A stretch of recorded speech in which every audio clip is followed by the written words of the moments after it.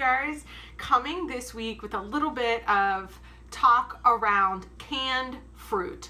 Should we eat it? Should we avoid it? And as a general rule of thumb, fresh and frozen are best, but canned fruit in moderation is fine. So what you want to find is a fruit that is in fruit juice. So this one, these little individual cups, which are a great way to hit the easy button because they're already portioned for you. These are shelf stable.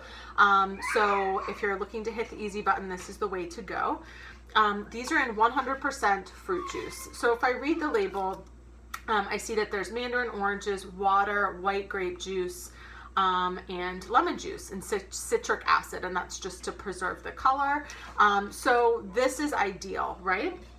Now, these are in light syrup. This is a brand from Trader Joe's. And if you're in a position at your grocery store where you can't find one in fruit juice, you just do the very best with what's available, right? So in this case, it was in light syrup. So if I look at the ingredient label, it's the mandarin oranges, water, and sugar. So that is what the syrup is made out of, water and sugar. Is it ideal? No. But am I gonna lose sleep over it?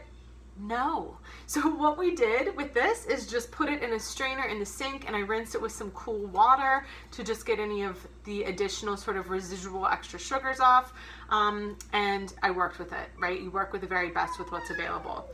Ideally, in the most perfect world, you're looking for a fruit that is in fruit juice and not in syrup. But if you are stuck in a jam and that's all you find, that's an easy way to handle it. Just put it in a strainer and rinse it off.